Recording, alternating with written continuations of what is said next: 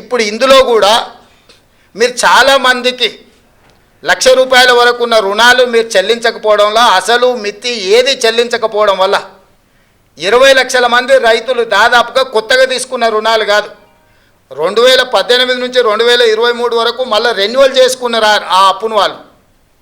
ఇవాళ వాటన్నిటినీ మేము చెల్లించాల్సిన పరిస్థితి వచ్చింది.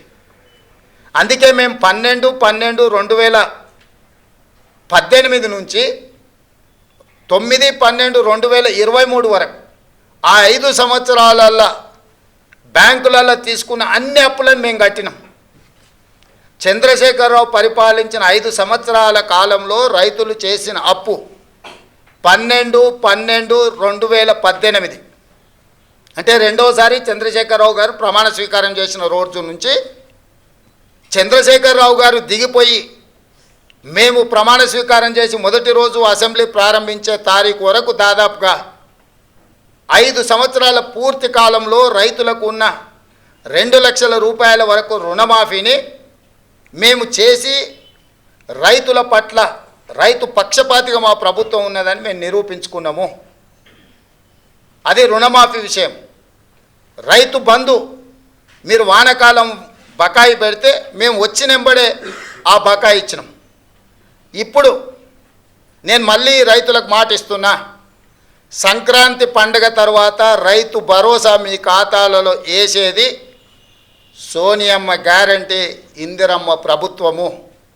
ఏ రైతులు ఎలాంటి మారీచులు సుబాహులు వచ్చి మీకు అబద్ధాలు చెప్పి ఆనాడు పురాణాలలో విశ్వామిత్రుడు యజ్ఞం చేస్తుంటే రాక్షసులు ముఖ్యంగా మారీచుడు సుబాహులు వచ్చి ఆ యజ్ఞాన్ని భగ్నం చేయాలని ప్రయత్నం చేస్తే రామలక్ష్మణులు ఎట్లయితే కాపలా కాసి విశ్వామిత్రుడు చేపట్టిన యజ్ఞాన్ని సంపూర్ణంగా పూర్తి చేసిండ్రో ఈనాడు కూడా మా ప్రభుత్వము రైతు భరోసా కొనసాగిస్తుంది. సంక్రాంతి పండుగ తరువాత సోనియా గాంధీ గారి గ్యారెంటీగా నేను చెప్తున్నా, మీ రైతు భరోసా మీ ఖాతాలో పడుతుంది. ఎవరిని నమ్మకండి. ఇట్లాంటి మారీచులు మీ దగ్గరికి మారు వేషంలో వస్తూనే ఉంటారు. ఆనాడు సీతమ్మను ఎమర్చడానికి బంగారు లేడీ రూపంలో వచ్చిన మారీచుడే ఈరోజు మారు వేషంలో మళ్ళీ బీఆర్ఎస్ బీజేపీల రూపంలో మీ దగ్గరకు వస్తారు. ఈ మారీచులను మీరు విశ్వసించకండి. సంక్రాంతి పండుగ తర్వాత మీ రైతు భరోసా మీ ఖాతాలలో పడుతుంది. విధి విధానాలకు సంబంధించి మంత్రివర్గ ఉపసంఘం వేసిన బట్టి విక్రమార్క గారు, పొంగులేటి శ్రీనివాసరెడ్డి గారు, తుమ్మల నాగేశ్వరరావు గారు ఇతర మంత్రుల చేత మంత్రివర్గ ఉపసంఘాన్ని విధి విధానాలను ఖరారు చేయడానికి వేసినాం.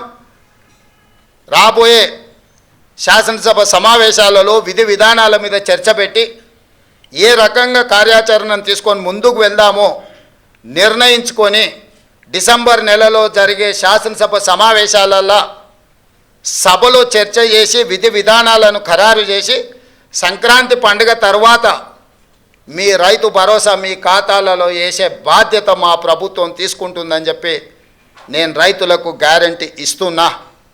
రైతు రుణమాఫీ చేస్తామన్నాం, చేసి చూపించినాం. రైతు బంధు చంద్రశేఖరరావు గారు బకాయి పెట్టి పారిపోతే వాటిని కూడా 7,625 కోట్ల రూపాయలు రైతుల ఖాతాలో మేము వేసినాము. ఇప్పుడు కూడా రైతులకు రైతు భరోసా అందించే బాధ్యత మా ప్రభుత్వం తీసుకుంటుంది.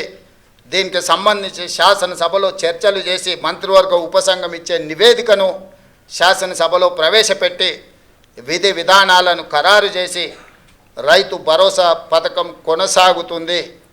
మారీచులను మారువేషంలో వచ్చే వాళ్ళను అది బీఆర్ఎస్ వల్ల బీజేపీ వల్ల చూడకండి, నమ్మకండి, వాళ్ళ మాటలు వినకండి. అదేవిధంగా ఈ సీజన్లో మేము వరి వంగడాల విషయంలో ₹500 బోనస్ ఇస్తామని చెప్పినాం. చాలా అపోహలు సృష్టించే ప్రయత్నం చేసిండ్రు. ఎవరయ్యా అంటే గతంలో వరేస్తే ఉరేసుకున్నట్టే కొనుగోలు కేంద్రాలే ఉండవు, కొనుగోలు కేంద్రాలు ఎత్తేసినాము, ఎవరు పండించుకుంటే వాళ్ళ కర్మ అని చంద్రశేఖరరావు గారు ముఖ్యమంత్రిగా అధికారికంగా వారే మాట్లాడి చెప్పారు.